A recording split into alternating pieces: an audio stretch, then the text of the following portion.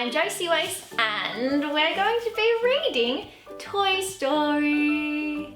Here we go.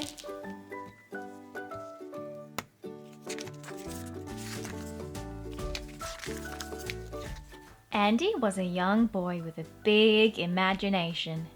He loved playing with all his toys, but his favorite toy was a cowboy named Woody. "Come on, Woody," Andy called, holding the cowboy doll as he ran through the house. Andy took Woody everywhere, and the two were best friends. Andy was playing in his bedroom with Woody. His mum called to him.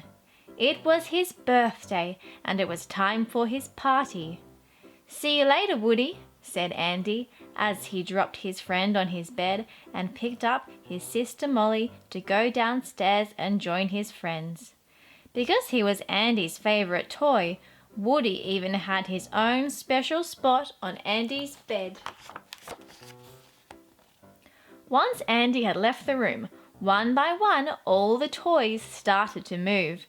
Woody rounded them up from the wardrobe, toy chest, and from beneath the bed, and everyone chatted, just as they did every time there were no humans around to see them. Woody had some important news and gathered the toys for a special meeting. First, he reminded everyone that Andy and his family would soon be moving to a new house. Then he blurted out the big news. Andy's birthday party has been moved to today. The toys dreaded Andy's birthday because they were scared that a newer, fancier toy would replace them. Ham was peering out through the window when he spotted Andy's guests starting to arrive. "They're here," he shouted. The toys watched nervously as Andy's friends arrived with presents. "They get bigger each year," Rex cried out anxiously. Woody ordered the leader of the Green Army men. He wanted them to go downstairs and spy on Andy's party. "Code Red! Sergeant, establish a recon post downstairs." They carried a baby monitor out of Andy's room and sneaked to the top of the stairs. They were going to use it to listen to Andy and his friends. The soldiers used a skipping rope to scramble downstairs so they could set up the baby monitor hidden behind a plant pot. The toys upstairs could hear the descriptions of the presents as they were unwrapped. Luckily, nothing sounded too threatening until the last package. All the children gasped as they saw. Just then, the baby monitor cut out. The toys were frantic as they wanted to know what the last present was. Suddenly, Andy and his friends burst into the bedroom and then rushed out again, leaving the mystery present on the bed. "Howdy," Woody said, introducing himself after he climbed on the bed. The new toy turned and blinked. He stood with his hands on his hips. "I'm Buzz Lightyear, Space Ranger," he declared. He told the toys that he was a space hero who had landed on Earth. The new toy also claimed that he could fly and tried to prove it by bouncing off a ball and shouting, "To infinity and beyond!" The other toys were impressed, but Woody just rolled his eyes. "That's just falling with style," he claimed. Nothing was the same after Buzz arrived. Cowboy posters on the wall were replaced with space posters, and Andy stopped wearing his cowboy hat and ran through the house dressed in a space costume instead. Buzz was also popular with the other toys. Everyone wanted to spend time with him. But the thing that upset Woody the most was seeing Andy climb under his new Buzz Lightyear cover with Buzz. Woody was left in the toy chest, alone and forgotten. He was no longer Andy's favorite toy. One evening, Andy's mum suggested that they go to Andy's favourite restaurant, Pizza Planet. Andy could only take one toy with him, and Woody wanted to make sure he was chosen. When Buzz got knocked out of the bedroom window by accident, the other toys thought Woody had done it on purpose. You didn't want to face the fact that Buzz might be Andy's favourite toy, so you got rid of him, Mr. Potato Head accused Woody. Just then, Andy ran into the room and searched high and low for Buzz. When he couldn't find him, he picked up Woody instead and left for Pizza Planet. As Andy, his sister and Mum got ready to set off, a small figure emerged from the bushes and leaped onto the back of the car. It was Buzz. When Andy's mum stopped at a petrol station, Buzz jumped onto the back seat of the car next to Woody. "Buzz, you're alive!" Woody exclaimed in relief. But Buzz wasn't pleased to see Woody. "Even though you tried to terminate me, revenge is not my idea we promote on my planet," Buzz said. Then his eyes narrowed.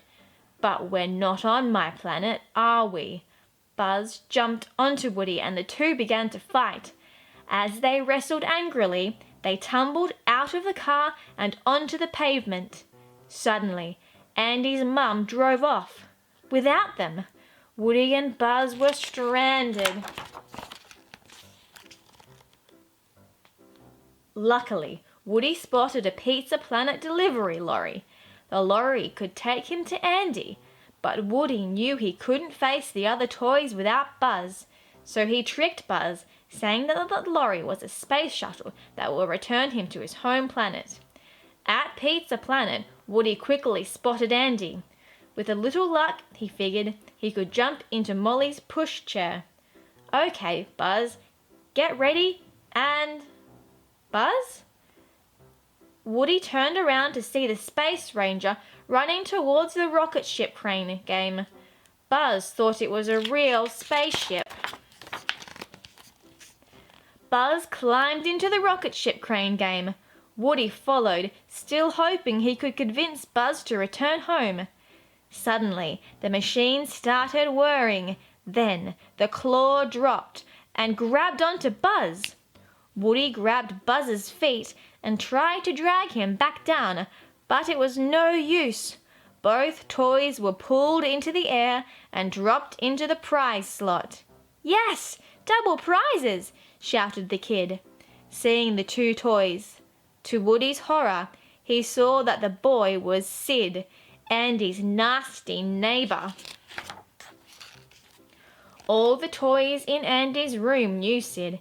He lived next door, and he was the meanest kid on the street. Many times, Andy's toys had looked out of the window and seen Sid torturing toys in his back garden. Sometimes he even blew them up, just for fun. Now Sid looked at Buzz and Woody with glee. "Let's go home and play," he said with a wicked laugh. Woody knew they were doomed. Sid took Woody and Buzz home and left them in his bedroom. The room was dark and eerie, and Sid had lots of scary tools that he used for toy operations. As Woody and Buzz looked around nervously, they heard strange rustling sounds. Distorted toys were creeping out of the darkness. Sid had modified his toys and turned them into terrifying mutants. Trying to escape, Buzz and Woody ran into the hole and straight into Scud, Sid's vicious dog. Panicked, the two toys fled. Buzz ducked through an open door. Inside, he suddenly heard, "Calling Buzz Lightyear, this is Star Command." Then the voice continued, "The world's greatest superhero, now the world's greatest toy." It was a TV commercial for Buzz Lightyear toys. Buzz's mouth fell open in shock. Buzz felt stunned. Was the TV ad true? Still in shock, he walked to the stairs and saw blue sky through the hall window. He knew he could fly, couldn't he? Wasn't he a space ranger? Gathering courage, he climbed to the top of the stair railing and leaped. "To infinity and beyond!" he cried. For a moment, Buzz seemed to hang in the air. Then gravity took over. Buzz fell, crash, onto the stair landing, and his left arm broke off. Buzz Lightyear finally and completely understood the truth. He was a toy. Upstairs, Woody searched for Buzz. He peeked into a bedroom and saw Sid's little sister, Hannah, playing with her dolls. After Buzz fell down the stairs, Hannah had found the Space Ranger and added him to her tea party. She didn't mind that his arm was broken. Most of her toys were broken already, thanks to Sid's operations. Woody waited until Hannah left the room, then ran to help Buzz. But Buzz didn't want to cooperate. He was upset because he wasn't a real Space Ranger. "Look at me," he moaned. "I can't even fly out of the window." The window? That gave Woody an idea. Looking outside from their own window, Andy's toys were surprised to see Woody. The cowboy threw them a string of Christmas lights, an escape line from Sid's bedroom. But the toys still didn't trust Woody, and Buzz refused to come to the window to prove he was all right. Using Buzz's broken arm, Woody tried to pretend everything was fine, but that made it look like he'd hurt Buzz. Disappointed, Andy's toys dropped the lights and walked away. Woody felt terrible, and when he turned back into Sid's room, things seemed to be getting even worse. The mutant toys had surrounded Buzz. Woody tried to fight them off, but they grabbed Buzz's arm and pushed Woody away. Then, after a moment, the mutants stepped away from the Space Ranger. Buzz sat up in surprise, flexing his left arm, which was now attached and working perfectly. Sid's mutant toys had fixed him. Even though they looked scary, the mutant toys were friendly. Suddenly, the toys heard Sid racing up the stairs. Everyone scattered, except for Buzz, who wouldn't move. He was still sad because he wasn't a real Space Ranger. When Sid burst into the room, he strapped a rocket onto Buzz's back. Blast-off was scheduled for the next morning. Trapped under a crate, Woody pleaded with Buzz to escape and return to Andy. "Over in that house is a kid who thinks you are the greatest. And it's not because you're a Space Ranger, it's because you're a toy. You are his toy," Woody said. "You are a cool toy." Woody nearly lost hope, but Buzz finally realized Woody was right. Being a toy was important. The Space Ranger knew it was time to get back to Andy. He ran over to Woody to help the cowboy break free too. Just then, the alarm clock started ringing. Sid jumped out of bed. "Time for liftoff!" he yelled, grabbing Buzz and running outside. Woody knew he had to do something fast. As soon as Sid left, Woody gathered the mutant toys and laid out a rescue plan. Buzz was a good toy, he explained, and they couldn't let him get blown up. "We'll have to break a few rules," he told the mutants, "but if it works, it'll help everybody." Some of the mutants distracted Scud and Hannah, while Woody and the others jumped onto a skateboard and raced down the stairs, shooting out into the back garden. Outside, Sid prepared to launch Buzz into outer space. With a cruel grin, he leaned over to light the big rocket's fuse as he began the countdown. 10, 9, 8, 7. Suddenly, he heard, "Reach for the sky!" It was Woody lying nearby. Sid turned and stared. He picked Woody up. How had the cowboy doll got outside? Was something wrong with its pull string? Then, one by one, the mutant toys stood up and staggered out of the sandbox, splashed out of the mud puddle, and crawled from under the dog dish. Together, slowly and steadily, they surrounded the shocked boy. But Woody wasn't done with Sid. From now on, you must take good care of your toys, because if you don't, we'll find out, Woody warned. And then he leaned in very close and looked Sid right in the eye. So plain nice. Ah! Sid threw up his arms and shrieked in terror. Screaming, he ran into the house and slammed the door. The toys cheered. Their plan had worked. Buzz was saved. And best of all, Sid's days of torturing toys were over. But Woody and Buzz couldn't stand around and cheer. A moving van was in front of Andy's house. It was the day of the big move, and if they didn't hurry, Andy would leave without them. Quickly, the two toys ran towards Andy's house. But Buzz couldn't fit through the fence because the rocket was still attached to his back. Just go, I'll catch up, Buzz assured Woody. But Woody wouldn't leave without his friend. By the time Woody helped Buzz through the fence, though it was too late, Andy's car had driven off. Woody and Buzz dashed after the moving van, determined to catch up. Buzz grabbed a loose strap, then climbed up on the rear of the van. He tried to help Woody up too. Come on, you can do it, Woody, Buzz shouted. But Scud had seen the two toys and he raced right after them. The dog leaped up and grabbed Woody in his mouth, dragging him off the van. No, Buzz yelled. He jumped onto Scud's head to save Woody. Now Woody was safe, but Buzz was left behind, trapped by Scud.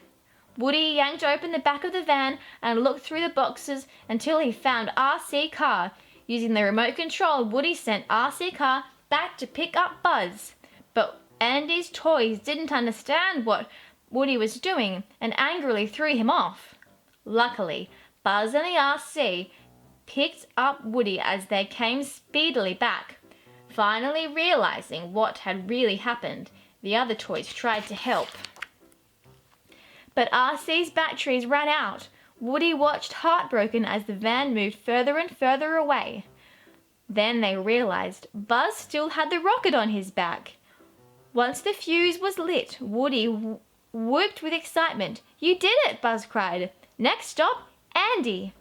As the rocket began to burn, RC picked up speed, zooming down the street faster and faster. Buzz and Woody hung on tight as the van came back into view. But by now the little car was whizzing so fast they began to lift off the ground. As they rose upwards, Woody let go of RC, who landed in the van. Buzz and Woody whooshed into the sky. Just as the rocket was about to explode, Buzz snapped open his space wings and broke free. Buzz, you're flying! Woody exclaimed. This isn't flying, Buzz replied. This is falling with style. Buzz and Woody soared through the sky, then glided down towards Andy's car. While Andy was looking out of the window, the two dropped unnoticed through the car's open sunroof, landing safely on the back seat. Hearing a thump, Andy looked over. Woody! Buzz! He shouted. He hugged them close, thrilled to have his two favorite toys back. Woody and Buzz had made it home. Everyone settled happily into the new house. But all too soon it was Christmas, which meant new toys. You aren't worried, are you? Woody asked Buzz, as they sat listening to the baby monitor. No, Buzz replied nervously. Are you? Now, Buzz, what could Andy possibly get that is worse than you? Woody teased. They listened intently as Andy unwrapped his first present, and suddenly Buzz and Woody's eyes widened as they heard an unmistakable sound. Woof, woof!